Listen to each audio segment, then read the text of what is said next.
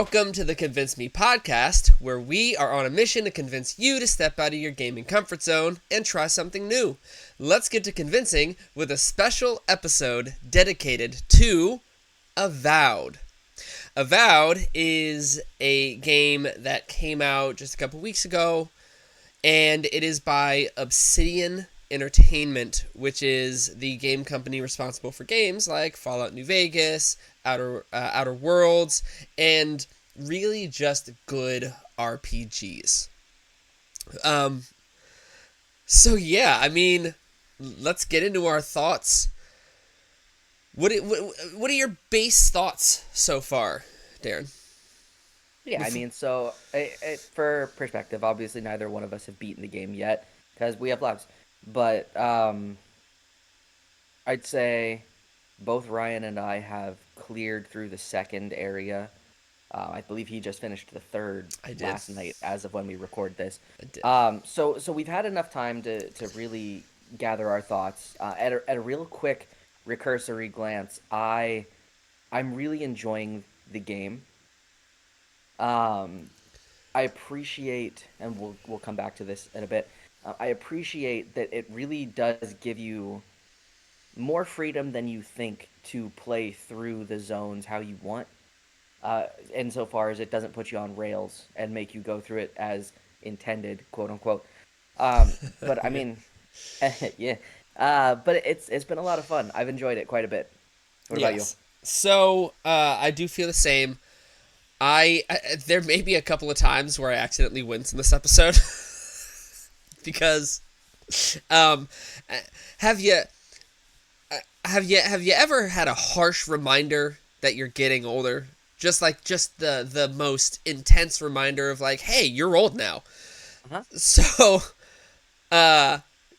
quick story because I wanted to be explained why I might like grab at my ankle. I started a weight loss journey back in like beginning of 2024, and obviously, other than eating better, I discovered that I enjoy playing basketball, and that's how I get my activity in. So to connect with the students at my school, I will occasionally go outside and play basketball with them. You know, they do like 5-on-5 things like that, and I'll play point guard and, you know, just get the ball and everything. And there was one play on Thursday where I went out with them, and I hit this mean bullet pass to this kid, and it spun my body around, and my ankle just pop, pop, right as I was spinning around, and almost ate it outside, and I had to limp it off because I can't, like, look foolish in front of these fifth graders, right?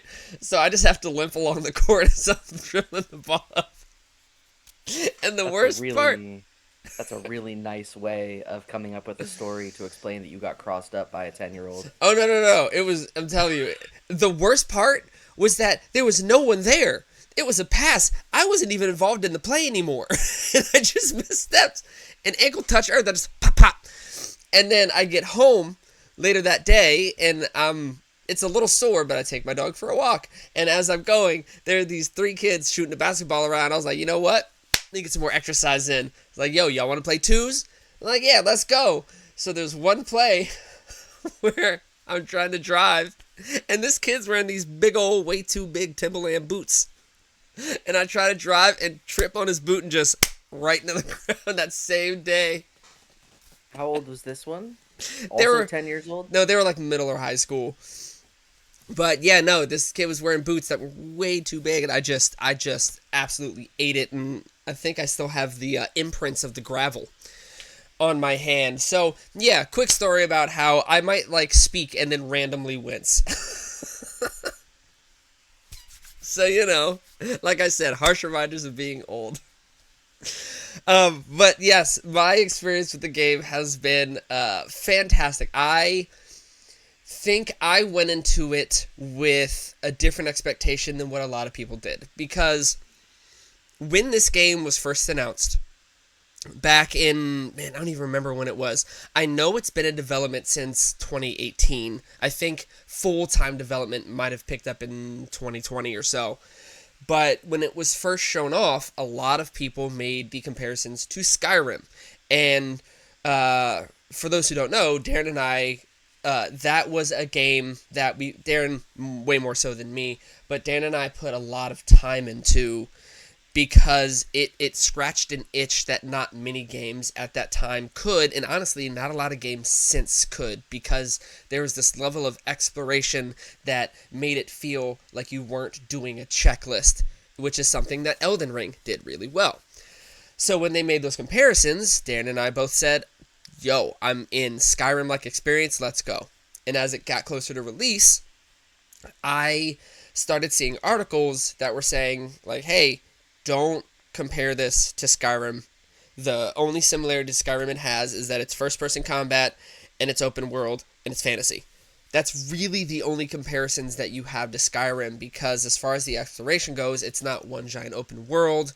Skyrim, like, there were choices, but yes, they kind of affected the world, but I feel like Skyrim's choices were kind of surface level for the most part.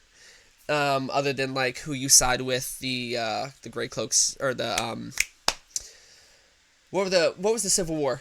Don't look at Oh me no, like go that. ahead. No, no, go ahead. Stormcloaks and who, I don't know. I don't remember the other group's name. Do you remember Storm something? Stormcloaks and I don't remember, man. Don't look at me like that. Who was it? The Imperials. There you go. So yeah, you could choose, you could side with Come them, but on. the nature of the game, you could have done that and whatever, right? But in this game, your choices, not even dialogue choices, the choices you make on the map can impact the story at large. We're not finished with the game, so we can't see the super far reaching implications, but especially the second area, you can have a significant impact on the major city by something you do or don't do. And so seeing that, going in with the mindset of this isn't Skyrim, allowed me to temper my expectations a bit, and just playing it as an open world fantasy game, I've had an absolute blast with it. Hmm. I mean, and I think it's probably this will be about the best time to address it. I think I really wish that the industry, and honestly, this isn't unique to video games. We do this with pretty much any form of consumer media, but not everything needs to be a comparison to something that has come out, right? We're not always looking to find the new hotness. Yeah. And because of that, I feel like we've put ourselves in this position, at least culturally, in the gaming world. But again, this holds true for movies. This holds true for athletes especially. But I mean, we don't need to constantly find the new version of something that we loved, because when we do that, we allow ourselves this impossible expectation Uh-huh. that will just no company is ever going to meet that specific want that you have in your mind, even if they produce something absolutely generationally incredible. Like, can you imagine us having this conversation now if Baldur's Gate 3 had been touted as the next Skyrim? Do you know how disappointed people would have been as soon as they realized that it wasn't a first person Elder Scrolls esque combat, but was like a tabletop on a screen? Well, I think the interesting Baldur's Gate is an interesting um, game to talk about, because Baldur's Gate 1 and 2, as far as I'm remembering, were similar to like Champions in Wrath or Diablo, where it was like top down, maybe third person, like loot dropper. I think. Hmm. I think. So the transition from 2 to 3 was drastic. I don't think I'm wrong. I could be though. But that's an interesting game to bring up. But Obsidian has an interesting connection to Bethesda, and I think that Yeah. might be why people made that comparison. So for those who don't know, Obsidian, Fallout is a series that is now known as like Bethesda's baby, right? But Obsidian made a Fallout called Fallout New Vegas, which a lot of people tout as the best Fallout game. I'm one of those people. If there was a way for them to remake or remaster that game to look better, they could keep the same exact game but make it look better, and it would sell like hotcakes because it was a world where your decisions were not surface level.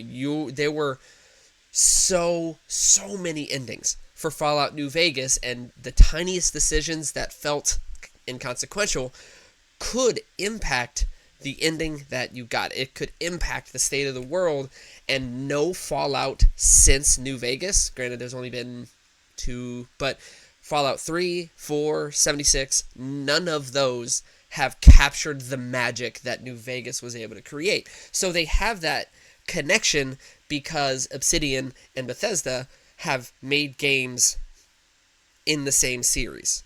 So I think that might be why people saw the combat, and were like, oh, it's going to be better looking Skyrim. And so, yeah, I read some articles and saw that it wasn't that, so I managed my expectations to not really have to worry about that. And I think that's been a huge help for why I've been enjoying it. Definitely. But I mean, even as far as the side by side comparison things that we see on social media, on people's reels all the time, where, like in Skyrim, yeah, if you shoot your bow straight up into the air, the arrows come back down and you can pick them up again. Or you can shoot them into a tree and you can walk up to them and you can pick them up again. And in Avowed, that's not the case. Why is And that I, not the when I case first there? told you, well, I was gonna say, when I first told you about this, we both were like, well, yeah, absolutely, because you have unlimited arrows. So obviously in Skyrim you have different ammunitions with which increase your damage, whatever. In Avowed, your bow is just your bow, and you can upgrade your bow. But the arrows are infinite, so you never have to worry about running out of arrows. So of course there's no mechanic to go pick up an arrow.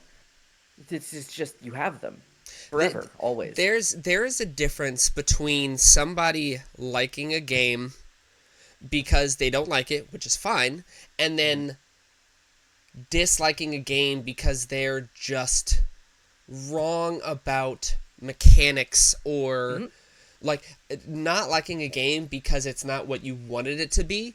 Like, Hmm. that's fine if the game's not for you, but to just say a game is bad because it's not what you thought it was going to be, that's not fair, because Hmm.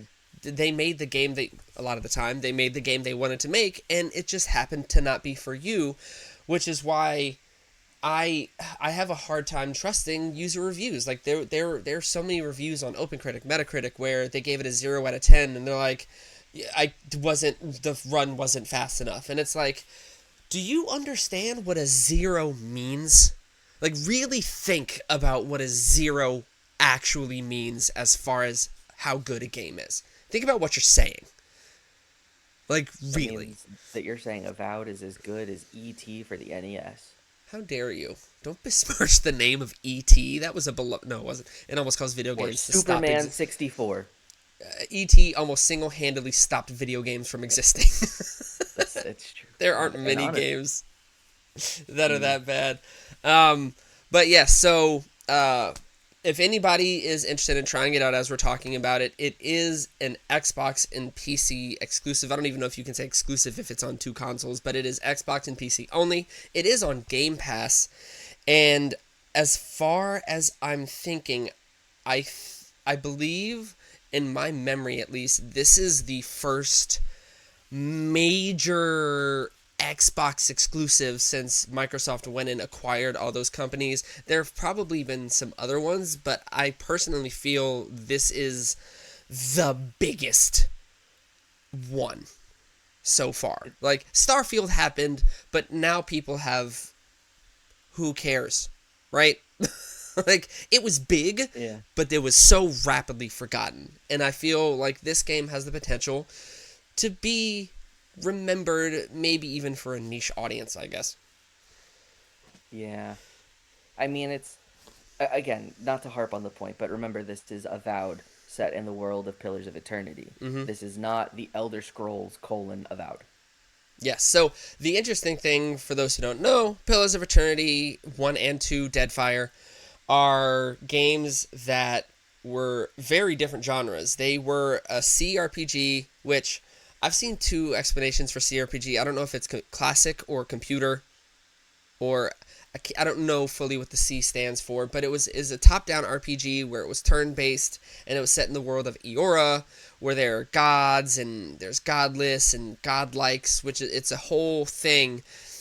And I want to start with a praise for the game because this world has existed. You can tell that when you come in, this is a world that has existed long before the game opens. They are not gonna give you a whole long spiel of what the world is, what its state is, connections. They're not gonna do that. However, to combat that, they do something that a lot of RPGs have started doing, which is where they will include basically an encyclopedia where it will highlight certain terms blue, and if you press the X button, I don't know what it is on computer, but if you press a certain button, it'll bring up a menu and it'll explain all of the relevant terms and give definitions of them and why they are relevant, what they are, so that way if you care, you can read, but if you don't care, you can just say, all right, cool, there's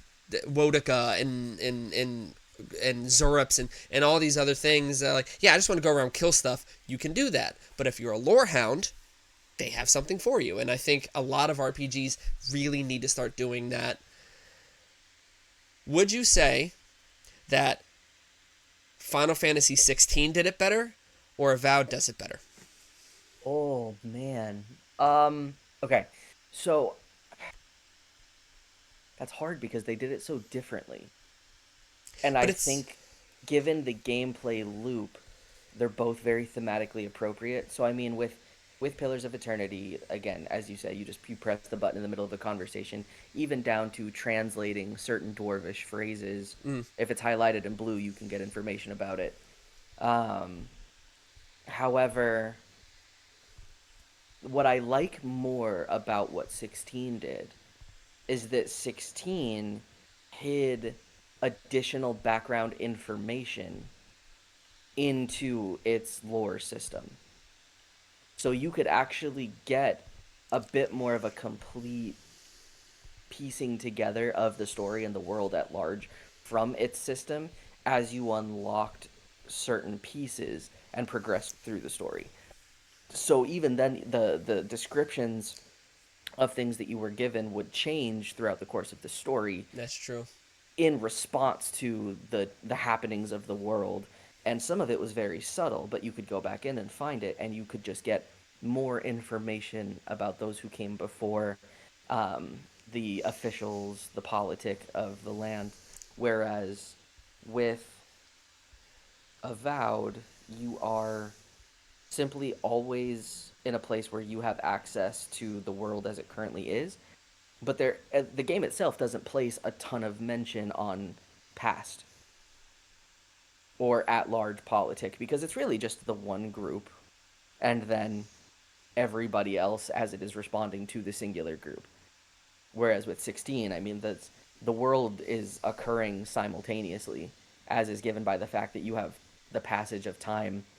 eh, I can't remember, two or three times over the course of 16 story.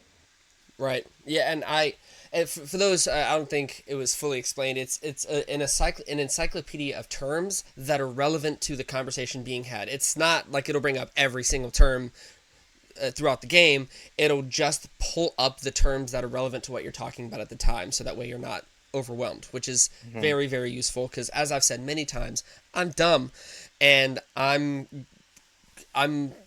gonna forget things very quickly because I play games with an ADHD mindset and I move fast. And this game has allowed me to keep up with the lore because all I have to do if I look at a term, I'm like, I don't remember what that is. Push X, boom, there it is. Azorup is a freaky goblin frog-looking thing that you gotta kill. Great, move on.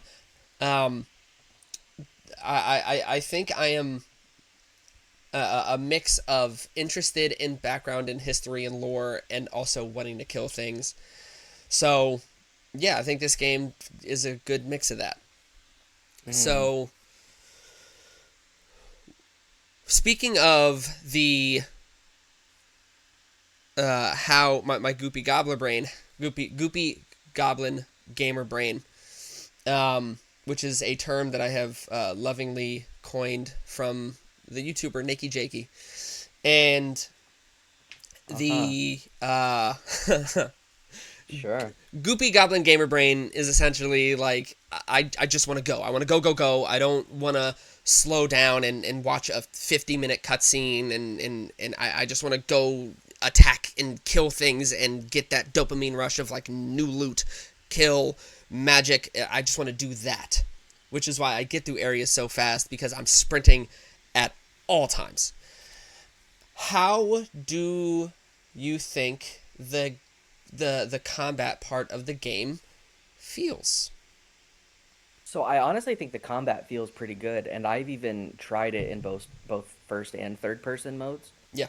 Um, to have a game that can do first and third person pretty seamlessly is pretty rare these days, I think, outside of, maybe the shooter genre, which I mean we could make an argument that depending on how you want to play this game, it could be a shooter. But um I think the combat mechanic is pretty good. I appreciate a game with a good dodge. And if you can execute a dodge in a first person fantasy game, you have done something very, very well. I can safely say to me, this is the first time I've ever played a first person game with a dodge that I feel like I actually, one, have control over, and two, that it's going to do the thing that I want it to do. And are you that still in and of itself is are you amazing. do you still panic press? So Yeah, of course. we were talking 100%. we were And talking it's a the few wrong days button. ago, and I am used to the dodge button in like character action games, Elden Hmm. Ring, Dark Souls games. The dodge button is either circle or B. That's what I'm used to. And in this Hmm. game, you have to move the stick in a direction and press A.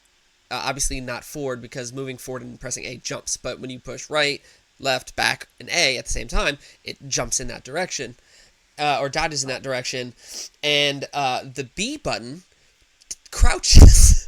So what has Uh-huh. happened a few times is the enemy's winding up, and I'm like, oh, I gotta dodge, and I'll press B in the same direction, and I duck right into their sword swing. So they're just clapping me in the head as they're fighting this person who's just like, oh, you're gonna swing a sword at me? Allow me to make my head easier to hit. Hmm. So I think that Important to is, note too that that mistake is very punished. The enemies in this game do a lot of damage. Even the basic enemies yeah, do a lot of damage unless you have purely specced your stats into either having more health or taking less damage or both. The enemies are going to hurt. And so those those mistakes they'll set you back a bit. just a Especially little bit. then if they apply dots, and I think the dots in this game are crazy unforgiving. Yeah, dots is damage over time. I think my least favorite is the lightning one Ugh. because it just keeps sparking on you and damaging you, and it's very off putting. I had a bug that happened where the lightning dot didn't leave. I was going through a cave and it just stayed the whole time, and my meter would go away, but for some reason my companions didn't. And so when their lightning would happen, it would proc. I got it back and had to wait for it to go away again, and it didn't stop until I finished this cave and went to a camp to rest for the night. And I don't know what caused it. It just Did you kept try going. drinking grog? I no, Oh well. I wasn't the one who was getting shocked. Like I was getting the aftermath of my companion shocks, and it would be on me again. So I don't know. There are a few bugs that we can talk about in a second. Yeah. But yeah, anything else about how the game Oh yeah. feels? So combat again. Yeah, I appreciate the fact that every weapon type feels pretty uniquely different. the Um, tutorial says as much too. Yeah, it does, but it's one thing for a tutorial to say it. It's a completely different thing for executably it to be different. And so I mean, it's very similar weapon style wise to what people would be used to in Skyrim. So you have daggers, and then you have your one-handed components or your one-handed weapons, where you have the swords, axe, mace, spear. with progressively Yes, I'll get there in a second. Which with progressively slower swings, and then of course you have great sword, battle axe, warhammer. So again, the two-handed varieties, same thing applies. Slower swings equal more damage. But just as Ryan said, then you also have spears, which are one-handed thrusting weapons with pretty good range. And I haven't messed around with it much, but I'm pretty sure you can guard and poke, which is something that you could do in most Soulsborne games. And then, on top of bows, they give you guns, both one and two handed varieties. The trade off between a gun and a bow, obviously, the bow has a much faster fire rate because you can just knock a new arrow and pull, whereas all of the guns are flintlock or muzzle load varieties. So there's a pretty long reload time in between them, but the difference is their projectile doesn't drop off with gravity over time. So it Right. just allows you to have more range to it. So, excuse me, every single weapon feels markedly different from one another, which I greatly appreciate. They're unique weapons in the game, which give you unique traits that apply to combat. So potentially they can leave like fire accumulation over time, or shock, or frost, or poison. Or if you defeat an enemy, it will increase your attack speed by X%. So, I mean, even then, there's more variability through there. So, it gives you the opportunity to really build the character how you want and continue up. If you find a weapon that you love, like Ryan is a perfect example of this. We both found a sword in the opening area that up until potentially right now, Ryan is still using and has just upgraded the entire time. I tend to get a bit ADHD with the weapons that I use. And when I find a new thing, if I like it, I really want to use it.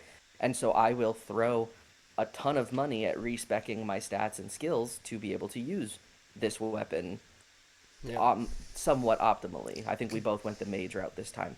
So I mean, there's quite a bit of build variability as it pertains to combat, which makes the game feel exactly how you want it to feel from a combat perspective, which is hard to do. Yeah. Good old Last Light of Day and Drawn in Mm. Winter. Those are my two one-handed. But the other thing that also has to be considered is not only are there varying weapon types and abilities and things like that, you can also mix and match. If it is a Hmm. single-handed weapon, you can mix and match in any way that you want. So right now, I finished the third area, so I have a bunch of superb, which is the second highest. Uniques can go legendary. Regular weapons can go up to superb. And so when I finished the area, I was looking back through my loot and I wanted to try guns. So I've maxed out the damage for my swords and I've maxed out the damage for my guns because I was using a bow called Stormsworn. Super cool bow, but not really for me. So what I have, and I haven't played with it yet, is I have a one-handed unique pistol in one hand and then I have a sword in the left hand.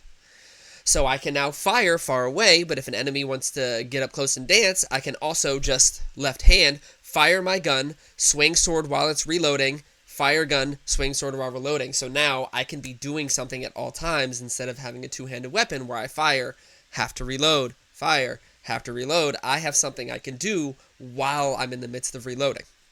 So you can mix and match however you want. See, and I am doing pretty much the exact opposite, where I am using a two-handed gun at the moment, and I just purchased it from the town in the area that I'm in, where close range power attack when I defeat an enemy creates a fire AOE effect, which just Area of stays on the effect. ground. Yes, which just stays on the ground and applies high fire accumulation. So in mobs of smaller enemies, you hit one with a close range fire attack, as long as it downs them, you get that fire dot, which then just consistently ramps up your damage over and over and over, which enemies then just keep dropping while you're reloading the big weapon. But then I can also take it out, drop it from really far away, and it does just an incredible amount of damage. But if that's not sufficient, then of course I switch my weapons, I pull out my spells, and just start haymaking with wands, because wands are also a one-handed damage variety in this game, which obviously do less damage, but they're very, very viable And they also, combat wise, and I I think they, appreciate that. I also think they home.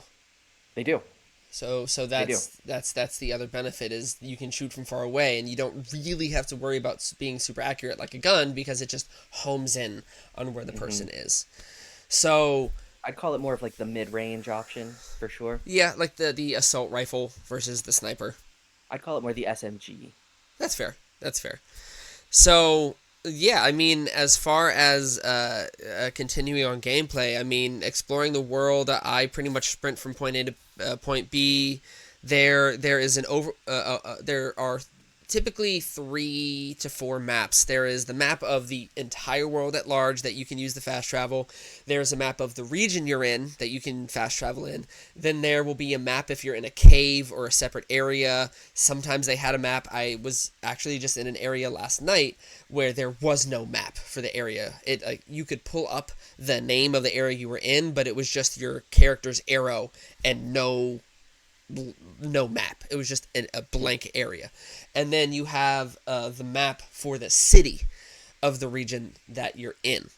And so those are how you navigate the area. There is a fog of war, which is basically there. Everything is grayed out or covered, and as you explore, it opens up on the map that you're on, so you can see where you've been, where you haven't been. You can fast travel to points, and that is how you can make sure that you've explored everywhere possible.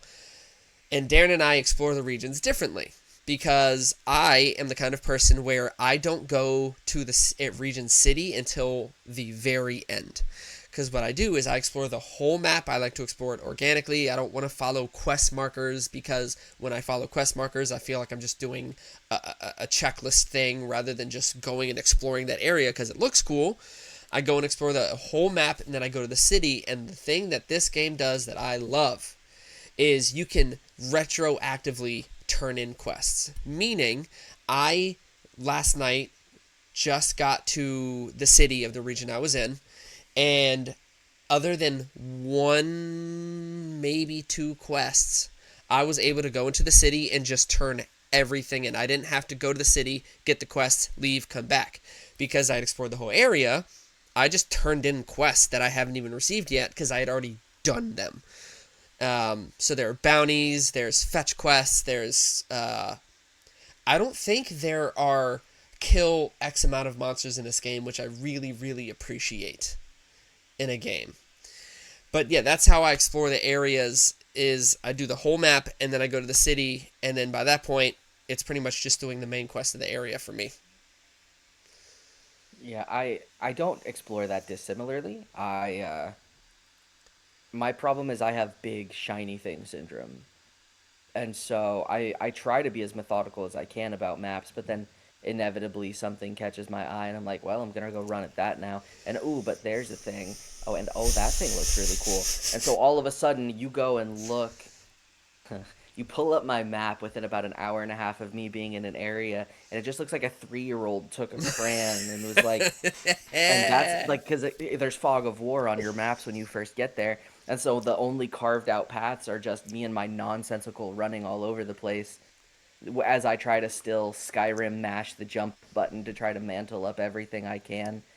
It's I Yeah, there's no rhyme, reason, or organization to the things that I do, but I do try to use side quests as my guide, so I will complete every side quest before I even scratch the main quest. I mm, will say in the third region of this game, I have decided not to do that strictly because I did one side quest that brought me onto a thing where you can use your companions that travel with you to interact with the world. And there was an interact symbol with this thing that was covering a chest, and I'd never seen that symbol before. And so I surmised, well, okay, this must mean that I need the companion for this region or this zone in order to do that. So I actually pushed story a little until I got the companion, and now I will go about my squirrel shiny hunting nonsense until I decide I'm ready to go deal with the story in the area, which I will admit hurt me personally. Like deep within my soul, it made me feel like I'm doing something wrong. I now have horrid feelings like I'm gonna miss something. or things are going to happen that shouldn't happen because I didn't complete everything else first. But I mean, hey, this game gives you the ability to interact with the world as you please. Yeah, And so you can find things and do things before you are technically supposed to, and it lets you do it. yeah, And that is incredible. and it has dialogue for if you've already done it, Mhm. which Mhm. is really awesome. Like you'll get a quest and it's like, hey, I need this thing from this cave that's far away, and the dialogue will be, oh, you mean this thing. So it takes into account that you could absolutely find these quest things before you even get the quest. They know that you may do that, and I appreciate that, because if I have explored an area and beaten the monsters or whatever, if I have to go, like, it's like, hey, these things are overrunning my farm. Can you go and kill them? It's like, well, I did, but now I have to go and do it again. Like, what's the point of exploring if there's no reward other than like some loot? Like, let me be rewarded for exploring your area. Don't, like, it almost feels like a punishment because now I have to fight these dudes twice, and Mhm. like it just, yeah. So I appreciated that the game lets you play it your way. I mean, the start of the game, it throws you right in. You Mhm. start the area, and we'll. Oh, I want to get into story in a second, but you get to the opening area, and it's like, hey, here's weapons for you, and then you go and immediately start fighting after you explore the area, which I did, which Mhm. added like 10 minutes before I even got to the first fight. But Mhm. it just throws you right in. It and you get the hang of the combat, and it feels, yeah, it's fast paced, and I like that. So given that it just does throw you in, I know you and I we play on different difficulty settings. Ryan really likes to just play through games to experience the story, especially, in the format of we were trying to get through as much of the game as possible so we could do this episode. Whereas I kind of play your standard default normal difficulty most of the time. Ryan, what would you say the learning curve is as somebody who, I mean, there's us who obviously combined, you and I probably put, not ashamed to say, probably 1,500 hours into Skyrim, even though I did most of the legwork on I that was gonna say, 1,500 hours. I think Don't worry, 1200 of it's that fine. was you. It's fine. Um, what would you say the learning curve is if somebody has potentially never played a first person fantasy game before? Or would you suggest them play it in third person if that is something more familiar to them? Like, let's say they come from, maybe they played Dragon Age. So it depends on so for me, difficulty curve, I think of my wife, right, who likes to play cozy sim games where there's no twitch fibers or twitch muscles needed, because it's like, oh, I'm gonna plant the seed and I'm gonna farm it and I'm gonna build this house. Like, that's what she likes to play because there's no intensity. It depends on your tolerance for twitch reflexes, because yeah, it's really easy to just shoot, slice, slice, bang, bang, whatever. I think if you are someone who can gain the ability to be able to dodge quickly, combat's pretty straightforward. You just have to be aware of your surroundings. So for me, easy mode, even though I was playing on easy mode, which I will stand with forever, because video games are meant to be experienced however you feel like experiencing them, but that's a whole other conversation. Even on easy mode, I had to build uh, those I guess, abilities or the reflexes. I had to build those reflexes when I first played, because even on easy, I was going through potions like crazy because I wasn't used to a first person game where I had to use a dodge button. I'm used to Skyrim's Rock'em Sock'em Robots where you just battle of attrition, punch this dude until he's dead, and you just take the damage you take. Like, there's no nuance to Skyrim's combat. That's a lot of people's issue. This game, with just by virtue of dodge button, creates nuance. So if you are somebody that has the capability of being able to gain those reflexes, it's really not that bad, because yes, I'm uneasy, but at the point I'm at, I now have a plethora of potions to use. So my experience is, once you get used to it, it kind of becomes second nature to dodge out of the way of things, and and know when to shoot, know when to step back and retreat for a second so you can heal or use your abilities, when to use them, when not to use them. It honestly becomes pretty intuitive, all things considered. I would agree with that. I think what I've found is the added difficulty initially was due to the lack of a reliable healing ability. And so you were pretty much only able to drink potions or eat food or foraging things that would allow you to restore your health unless you went to a campsite and slept. Right. And I that increased the difficulty quite a bit because even with Skyrim, I mean, you get the heal spell so Immediately. early on. I actually think you start with it. I think so. I believe you start with flames and healing Hmm. so that you can just be that right away, which is honestly such a big easy button because when you're not in combat, you can refill your health and then your magic just replenishes on its own. Hmm. And so it's this game definitely forces you to do a bit more resource management as far as that goes. But I mean, I'm right there with you. I'm at a point where I was consistently out of potions, and now I think I have over 30 health potions Nice. at the point where I'm at. So I Nice. mean, it definitely does get easier. Um, Although food, I gotta Food say is such a big part in this this is a game, though. game where food and drinks like so I'm at a point in the game where I'm not super focusing on con. I'm focusing on dealing damage and having a lot of stamina.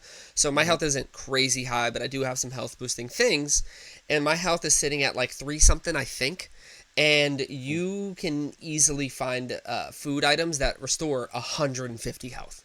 And Hmm. so you can cook it, you can find it, Hmm. or whatever, and you just eat it. And then in combat, it restores your health slowly. But if you're out of combat, like, all right, the boob, let me just eat some ribs, and I'm back in the fight, good to go. Hmm. Food and cooking is such an important part of this game because it will keep you alive in between combats so that you're not fully reliant on your potions, which can be then used in combat. I think this game has a pretty good balance from a difficulty perspective of when it should be more difficult versus when it's not supposed to be difficult. But it progresses with you pretty well. I'd say like there's definitely enemies that you can take out in a few hits, honestly, and then there's ones that you absolutely cannot. Yeah, And even the so bosses, some of the bosses feel difficult, especially so if you're potentially in an encounter that could be avoidable. yeah, so the way that works is there are tiers. So it's not there are no other than for ability's sake and dealing out ability points and leveling up your stats. There are no enemy levels or anything. There are enemy tiers. So it's from tier 1 to I believe the max is tier 4. I Mm. don't think it'll get to 5. It might. And I I'm in the believe last area. It might get to 5. well, the Um, tiering is based on the gear that the enemies themselves have. It's not right. even the enemies themselves. Right. So the what the game does is it has tiers, and each tier has 3 levels. So you can be common, common one, common two, common three, and then you go up to fine, fine one, fine two, fine three, and then so on and so forth. And the enemy tier determines how hard they are for you to kill because off break, regardless of gear, you deal less damage to enemies that out tier you, and you take more damage from enemies that out tier you. So just by Hmm. virtue of that alone, it makes exploring kind of dangerous. And not Hmm. only that, there are choices where it's like you're in this old abandoned dungeon that hasn't been touched in years, and there's this really good item at the end of that dungeon, but you also know that if I take this thing, there's going to be major combat, and it'll throw enemies after you. And it's not a light amount of enemies. There's only 3 companions, or there's only 3 characters, you and your 2 companions, Hmm. versus a lot of enemies, and that can be dangerous because you can't dodge 15 enemies at once. So you Hmm. have to be really, really smart about what you're doing, and it makes the risk and reward worth it, which is really nice. Hmm. I mean, I more than once banged my head against bosses that really I had no business going to when I could have just as easily left, progressed a little bit, come back with higher gear levels, and finished what I was doing. But I get really stubborn in that way, and the load times are pretty fast, all things considered. So it's pretty easy to just jump right back into it and continue banging your head up against the wall. Did you say you're stubborn? I don't No, know about that. no, I don't know about that. no. No, but yes, exploring the ancient ruins, you feel like you're exploring. You almost feel like Indiana Jones because you're going into these ruins that have these relics. You see skeletons that have gear on them that Mm-hmm. makes sense. You see these totems dedicated to these gods. You have to find pieces for the totem that give you different buffs, and it, Mm-hmm. the exploration for me feels rewarding because you're Mm-hmm. actually getting stuff out of it. Even if I'm not using it, I'm looking at these items and I'm like, if I were to play through this again, I could see myself specking around this one item that was at the end of this dungeon. And Mm-hmm. there, the statue for the third area, I think it's the third area, is probably my favorite because it is almost an eldritch abomination, and I love eldritch things. And so, yeah, finding the pieces for that, you go to different ruins, and when you finish the totems that give you all these buffs, there's a little cutscene that plays out where you get dialogue to explore more behind the god totem, and the interactions are pretty cool for me. Mm-hmm. And so that brings us to the story of this world. Now, I said I'm a lore hound, but one thing I have for this game is that there is a lot of lore in the world. There are books that you can find that are so long. And I'm not gonna lie, I don't read the super duper long ones.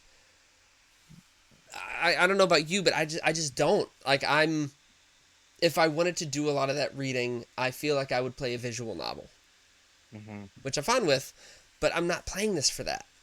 Mm-hmm. Um, but as far as the story of itself, the game starts with you making your character, and you are an Adiran, which is an empire in another part of the world. You are an envoy from that empire who has come to this area, this continent, to find out information about something called the Dream Scourge, which is enveloping this whole continent that you're in. People are becoming these weird dream thrall things where they are dreaming of certain things, and it's basically turning them into zombies, for lack of a better term. They're becoming these weird, like, dream zombies that you have to try and find the cause of.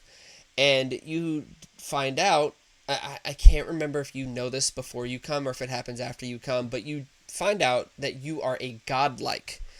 But the issue is that as a godlike, you are a descendant? Or no, you're chosen at first. There you go. You're at birth, you are marked by a god to be their chosen. And it's a whole other thing, but you do not know who your god is. Most of the time, actually every time, a godlike knows who their god is. You are a person who does not. So once you land, your ship crashes, as many good RPGs do on an opening, and you go to explore this area, and you're representing this empire that's kind of hated by a lot of the people on this continent, because this island is essentially Australia. It's an island. The first starting area is an area for prisoners and crooks and pirates and things of the like. Not that that in any way reflects what Ryan thinks of Australia. Not at all. I actually, That's a, I'm that was terrified of a Australia. Australia was a prison island. What do you want? Not my oh fault. oh oh. I have I no ill see. will other than the animals that want to kill everything there. Just the Um, spiders. Just the no, spiders. it's not just the spiders. It's the everything Yeah, that want to kill. sure, but spiders shouldn't fly, and I don't know why they can there. So let's not. Everything wants you dead. But yeah, you start in this area and you're like immediately distrusted and disliked because there's tension between the Empire and the people of this area. And so yeah, your goal is basically find out the source of this dream scourge, see if you can put a stop to it, and you're a representative of this empire. And the I would say the aesthetic of the it's like medieval, it's classic medieval fantasy, but it's interesting because there, even in Pillars of Eternity, there's a lot of involvement in plant life. So there's a lot of messages of like growth and decay and rot and flourishing and all of these things plays a big part in the world, because essentially everything is rotting and decaying and dying. And there are these animancers who are experts in the soul, and they're trying to use animancy, which is a special kind of magic. It's like science magic, essentially. And they're trying to keep the land alive, but then there's this whole other thing about people who are like, no, that's not the natural order of things. You can't do that. And yeah, it's a whole thing, but that's the basic story. What is the Dream Scourge? Who is your god? Why is the Dream Scourge happening? Can we stop it? And there's a whole series of events that play out through that story. So what is your Correct me take? if I'm Okay. correct me if I'm wrong. This whole game is a prequel to the first Pillars of Eternity. Is that correct? That I don't know. Let's look that up. I feel like I recall that being the case. Or at least not a prequel per se, but I believe these events precede It takes place Pillars of after Eternity. after After. Pillars of Eternity 2, but it is not narratively connected to it. Well, just kidding then. Yeah. Um, so then perhaps there's probably nuance to a lot of things that are happening that I personally miss because I've never played either Pillars game. And I Actually, will say that I'm absolutely somebody who skips all of the optional books and stuff to read, because I just am in it for the story and the experience. I don't know why I didn't know that. I did know that because I played a bit of Pillars of Eternity, like a decent amount of Pillars of Eternity 1 and a tiny portion of Pillars of Eternity 2, and I was Mm, fully aware that it took place after because they refer to events from those mm. games. So, like, yeah, I So should have known then, that. non-spoilers.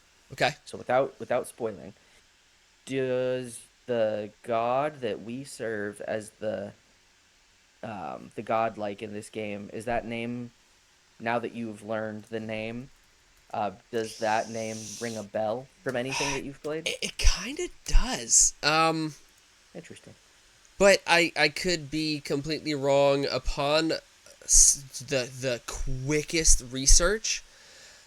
No, I don't believe so, but I could be wrong. I played them years and years and years ago. Mm, And those games are dense. I'm not gonna lie. sure.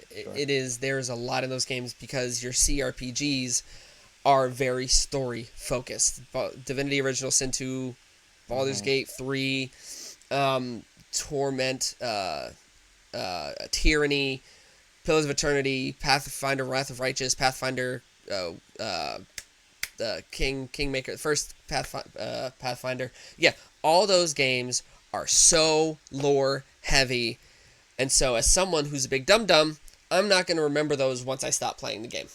See, and I'm right there with you, especially for me. Like I said, I have skipped every optional thing I can find because what the game will do is it'll store it in your journal so you can go reference it at any point if you feel so inclined to read through your journal. But you know what has stuck with me so far Okay. is atmospherically the music and the Mm. scoring in the game. And I remember one of the first impressions that you and I had in the opening area is there's a lighthouse that you can climb, and upon getting to the top of it, you go up and there's quite a few things you can find. But you turn around and you see the sun setting over this water, and you walk up to this opening of the lighthouse, and the music intentionally crescendos and starts to swell, and there's just this big impact moment of, oh, Yeah. that was breathtaking. That was That masterfully was planned. awesome. And even better is then you can jump off the lighthouse into the water and Yeah, give and yourself it a made my rueful stomach scream. drop into my butt when I jumped off. Absolutely. But I will say across the board, the art style is I would say they bordered between the cartoonish and the hyper realistic. So in a bit of a callback to the episode where we discussed Eternal Strands, Mm, this to me would be what Eternal Strands would have been with a bit more polish. So better graphically, without needing to be hyper realistic, except the fire and the water are immaculately done in this yeah. game, I feel, both above water and underwater, because we're in a rare game where you actually can swim, which is pretty cool. But from a musical perspective, I think this game is tremendous. I wish that it had more individual songs that played throughout the course of the game. Kind of, I mean, the Skyrim soundtrack. If we get rid of the whole fourth disc of the Skyrim soundtrack because it was just atmosphere, so like birds chirping and insects and Yeah. whatnot, and occasional, melodic inputs, you had three full discs of tracks in that game, Yeah. right? Not that we're trying to compare it to Skyrim, but I just wish that it had some more songs memorable, because as much as I enjoy the soundtrack relative to its ability to keep me immersed in what's going on, so your campsite music, at night exploration music, the cities all seem to have their own songs, but none of them have made me put my controller down, take out my phone, and go look up the name of the song that plays in this area so that I could have it on Spotify. Not one time. In this game. Mm-hmm. That's fair. I also don't know that it's completely fair to compare really Oh, it's any not. game to Skyrim. So It's like not. It's Jeremy not. But Soul is incredible and it's not fair. it's true. It's not to say that I'm trying to compare it. I simply wish that, as good as the soundtrack is for the sake of maintaining thematic atmosphere, I do wish that it had that, like, there's your song, like, there's your moment, as opposed to momentary swelling. Now, that's purely a preferential thing, and in no way do I want to take away from how well the soundtrack supports the atmosphere and the setting, because it really does. I think it does a phenomenal job of that. Um, I guess I've just been so spoiled with the games that I play, which seem to put just so much emphasis on impactful tracks as opposed to one engrossing thematic score. It does its job well. It It does. fits the thematics of the area very well. I think the music and the art style complement the story because the story is a mix of pretty serious because some of the topics it talks about, but also there are some dialogue options you can choose that are genuinely it's there's no voice protagonist. So when you select a dialogue, it just goes right to the next person's like Hmm. speaking as though you said that line. But some of the options you can choose in dialogue, just thinking about somebody saying that stuff has made me laugh more than a couple of times. But I think yeah, the art direction is a mix of looks great. The it's vibrant forestry and even the desert area, which is the third area, looks phenomenal, and it overall, yeah. I mean, I think it achieved what they wanted. I agree. There's no track that's gonna make me go look up Avowed soundtrack, but I mean that it has to be a out of this world soundtrack for me to do that. But I will say, Hmm. as far as sound design in and of itself, I love how the weapons sound. The impact of a sword, the firing of your wand, the firing of your bow, the guns, Hmm. it all feels fantastic and sounds fantastic when you land a hit with a spell or a sword or whatever.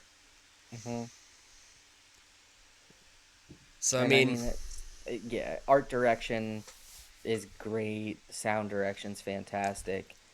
Um, I think if this is a taste of the direction that AAA titles are going, I think it bodes well for the future. I think this is one of the first games I've seen in a good while that seems to have really taken the hardware specifications to heart and seems to want to actually use them well.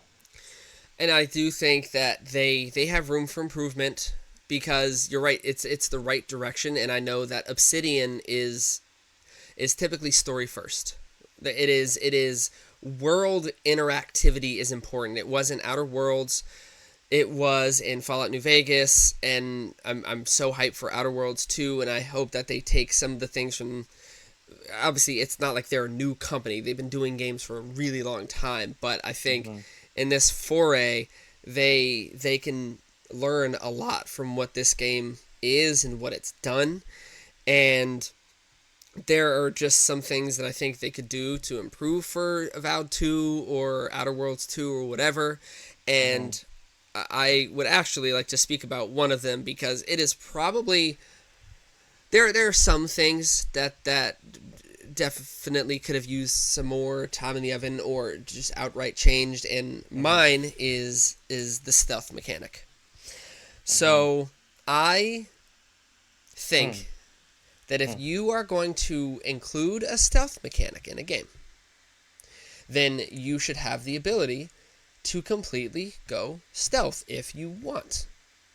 The issue with the stealth in this game is you are allowed to sneak, and you can sneak up on an enemy and, for the most part, one shot them. One hit kill. You create this little really cool Psylocke like Psy knife, and then you take them out, which is really cool. The issue then comes in the moment you do that. Everybody in the proximity is alerted, whether they're looking at you or whether they're on the other side of a wall or whether they're out of earshot or eyesight. No matter what you do, stealth killing an enemy alerts everybody in their camp. And I'm just like, what's the point? If I stealth kill an enemy, like they even have the mechanic where you can hide in tall grass so enemies can't see you, and then you can sneak up to an enemy and take them out, but then everybody's alerted. Why would I care if I can only take out one enemy at a time? What's the point? Why not just go in guns blazing? True. What's the point? You already know how I feel about stealth, but your point is valid. I think I've had maybe one instance of stealth killing something, and then I had enough time to get back into grass. And as long as you get back into grass, sometimes they like it will go from that immediate red notification back to yellow, and it will slowly creep down, but they're coming in your direction. And so if you don't find a way to stay fully concealed, then I mean it's all for nothing. Yeah, but they shouldn't So even no, like I do agree with that. they Like, shouldn't why be have the alerted. option? Yeah. And if that's the case, then I shouldn't.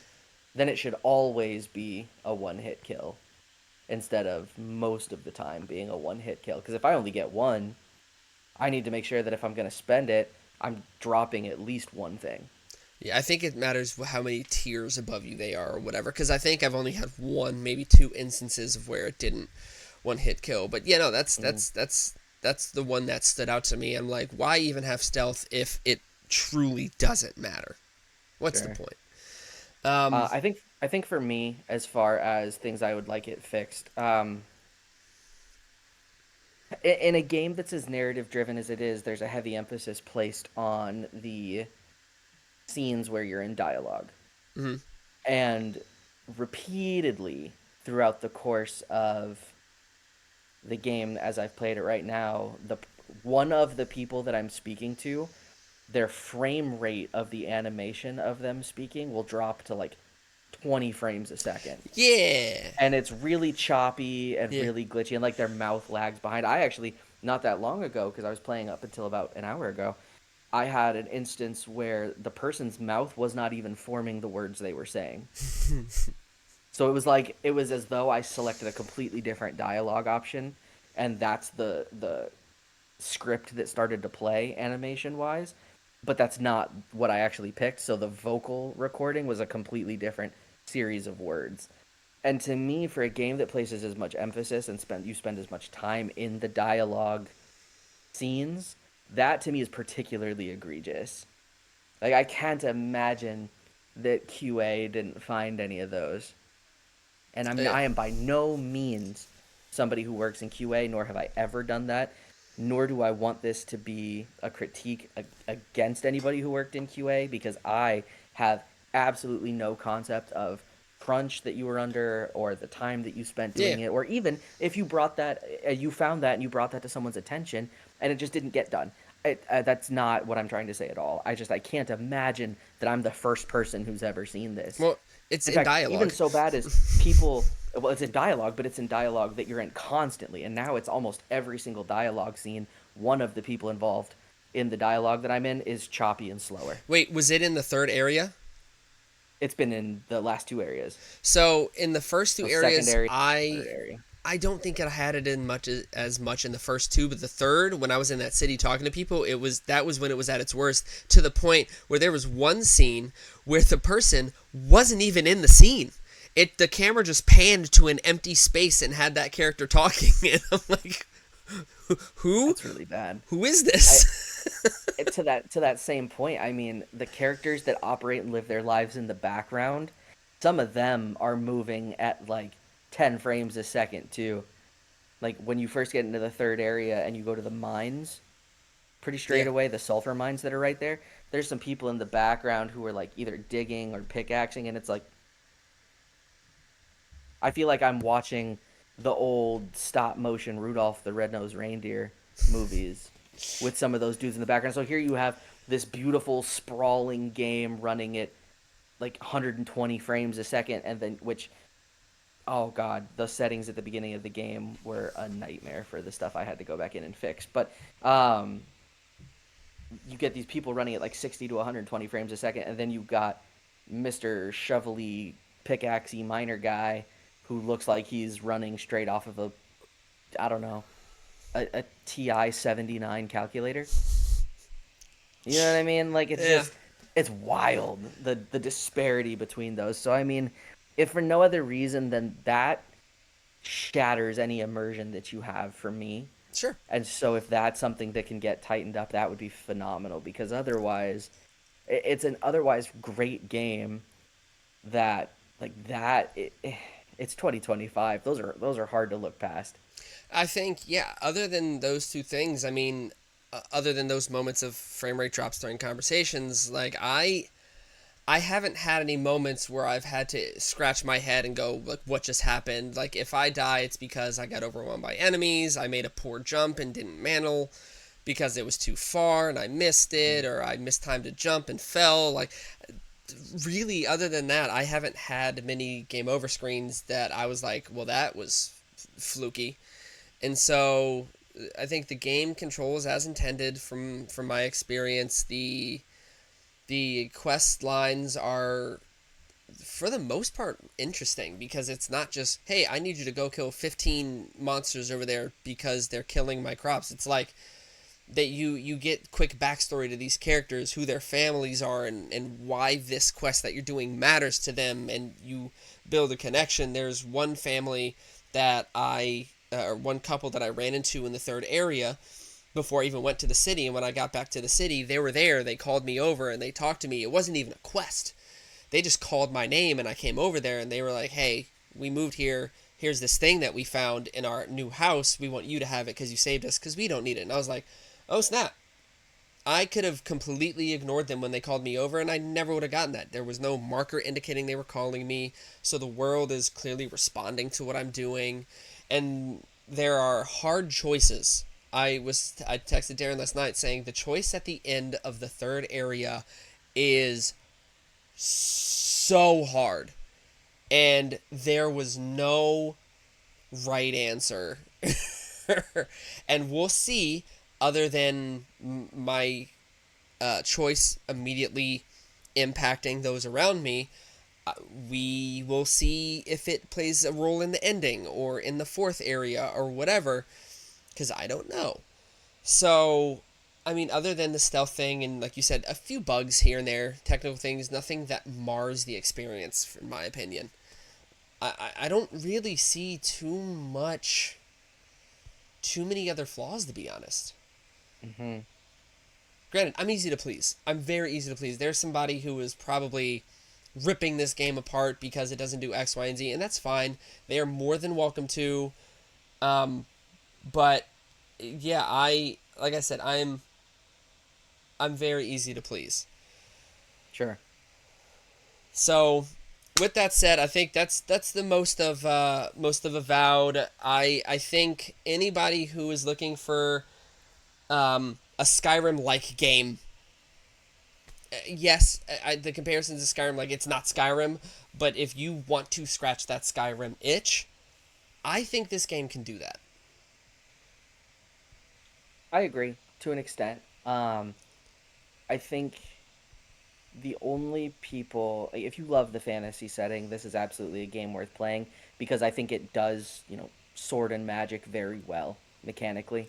Um, I think if you were somebody who has a similar mentality to me in a lot of ways and you want to go out and kill a bunch of stuff and grind for money and grind for upgrade materials, you're not going to find that because things stay dead.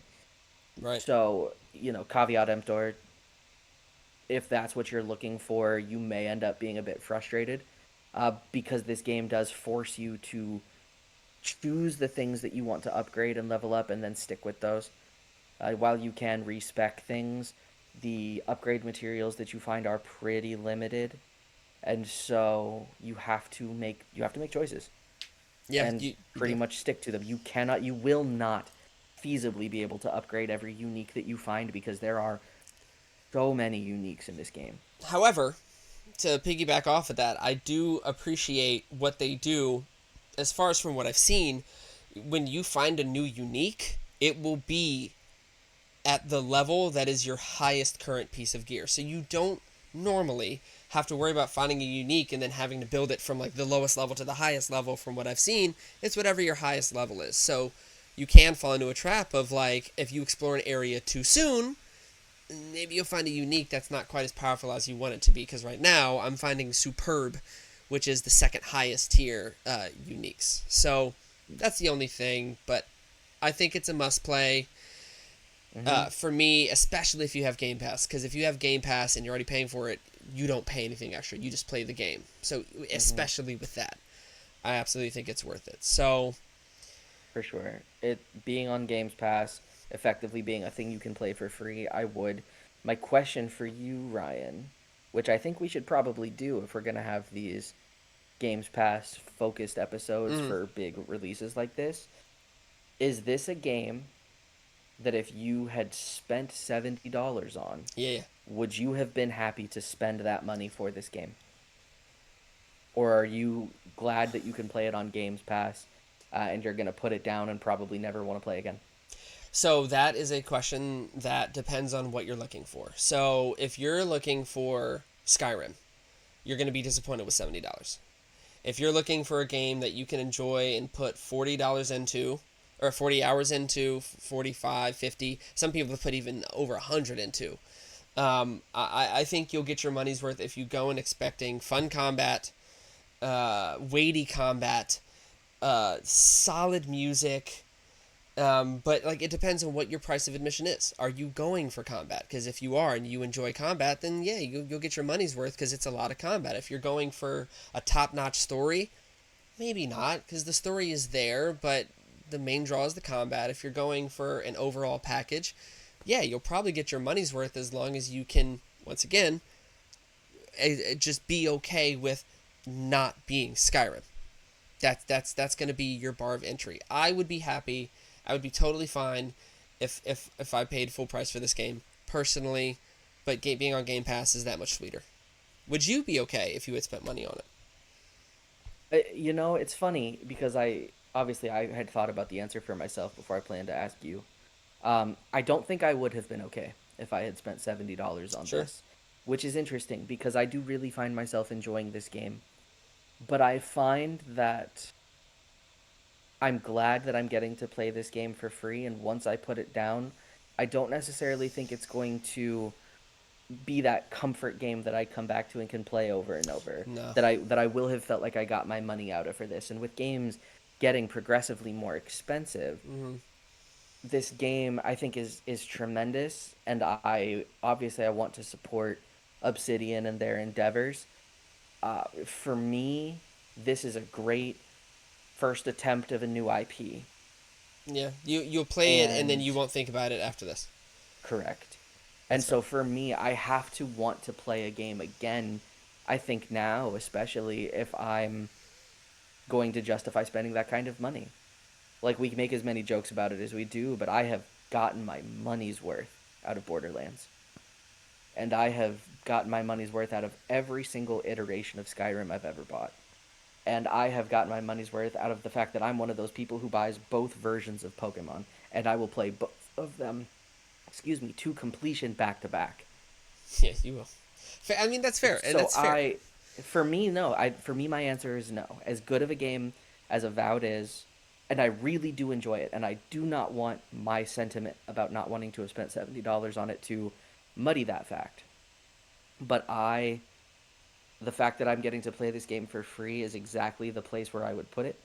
I probably would have, back in the day, I would have been happy if I had been able to, rent this for 15 bucks at Blockbuster. Taking it back. But now, it was like, would I be willing to spend $70 for it? No. Fair enough. Okay. If you've played the game, what did you think about it? If you are playing it, what do you think about it? If you are still on the fence, what is it that you are on the fence about? And that is our episode. So thank you for listening. If you would like to find us, as always, our socials are at the bottom. On Spotify at Convince Me Gaming, Reddit at Convince Me Podcast, Instagram and YouTube at Convince Me Media. And we will call it there. Are you convinced yet? See you on the next one. Actually, the next episode, I found my game you might not have. Oh, I did. Oh, did you? Okay, Don't worry so about me. my game for the next episode is going to be Brotato. Brotato! Most fun name of a game ever. My game is going to be Turnip Boy Robs a Bank. That sounds awesome. All right, guys, we'll see you there. Adios.